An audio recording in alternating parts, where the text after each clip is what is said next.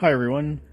Back in April 2024, I was supposed to release Project Something Green, which was my project of Pokémon Leaf Green. I've been working on that game for nearly 2 years, and sadly, a few days before releasing the game, it got corrupted and everything was lost. I tried to save the game the best I could. Sadly, I didn't have the knowledge on how to fix whatever had happened and corrupted the game. So sadly, I had to resort to the last logical thing I had in mind, just start everything all over again.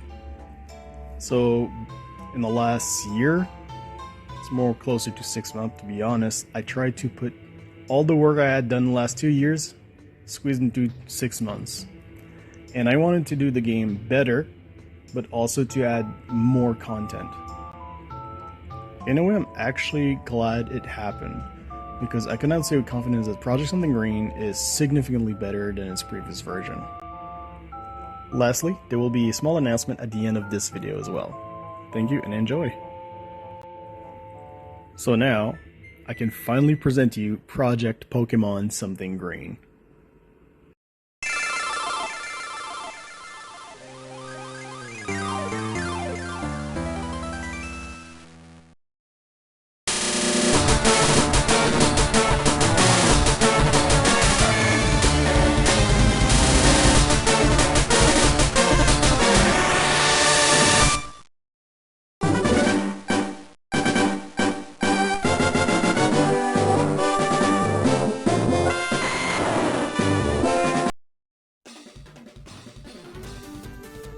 The game covers Gen 1 to 3 and all 386 Pokemon are now catchable.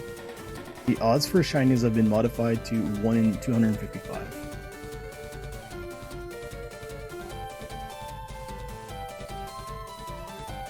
Natures have been updated with text stating which stat are increased and which stat are decreased. The moves have all been reviewed to be clearer on their speed, targets, and effects. Power move will be slower, but weaker or support move will be much faster.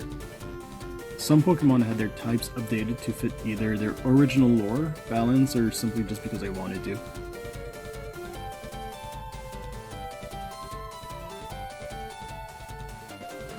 Pokédex is now useful! It gives you the base stat, Eevee points, at which level the Pokemon learns its last move. TM and HM compatibility has been updated. Scyther and Caesar are now able to fly.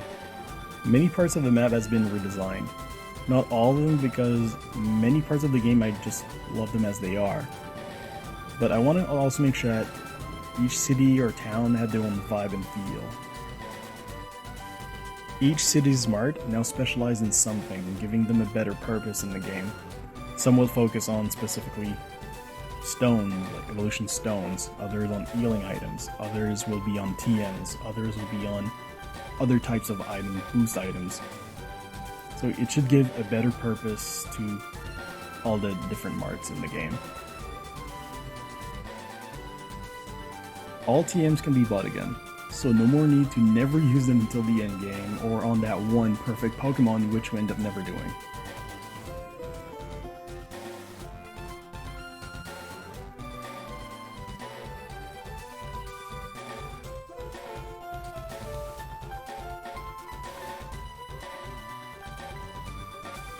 Weather have also been added to the maps, but I try to keep in mind the geography in order to make everything make sense.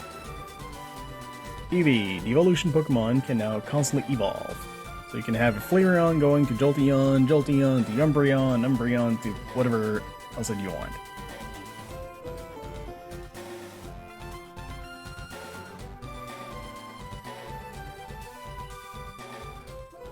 You can also just revert back to normal Eevee, that's a thing too.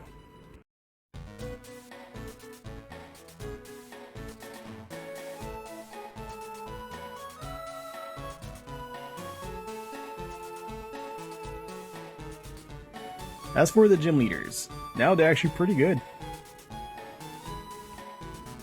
Same as for every terrain on the map, I have updated the AI of the gym leaders so they make better decisions and can even switch during the fight. They also have updated teams that are made to synergize well together or reference something in the anime as well.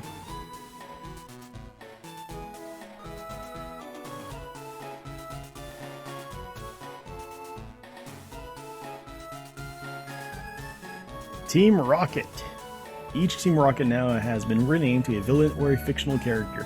Their dialogue and team now make reference to that too. They use Pokemon of higher levels, but also moves that could normally never be learned.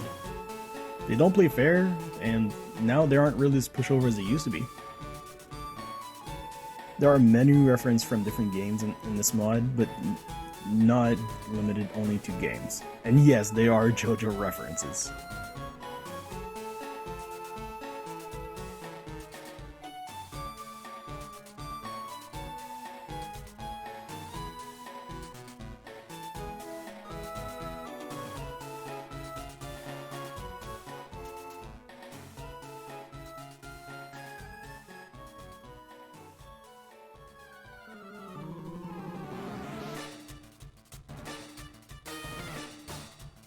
The endgame of the Eevee Islands usually doesn't have much, but now will include a bunch of bonus fights and Easter eggs.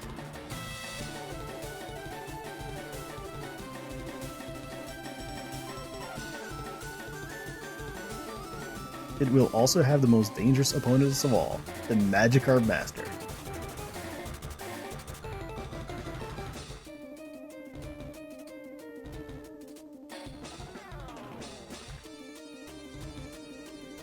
And I'm in there too.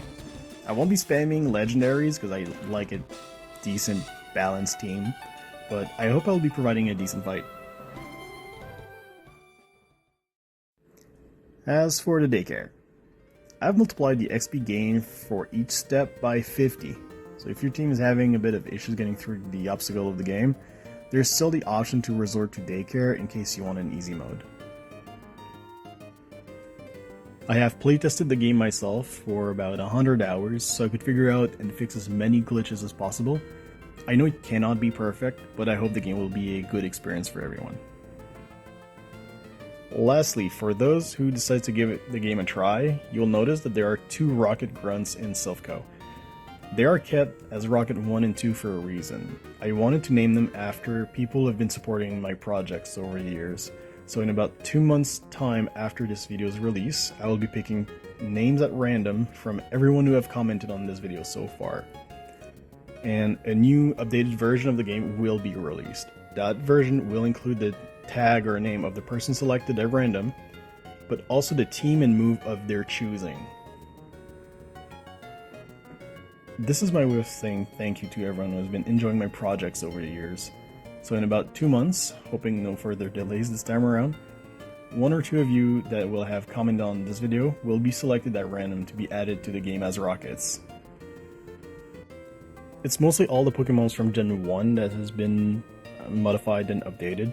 Gen 2 and 3, since they only show up in the Eevee Islands, I didn't really touch them much apart from the legendaries. So if there's a good reception of the game, if people like it, and if they really want that, I can go afterward and do the same update on Gen 2 and 3 that I did to the Kanto region Pokemons.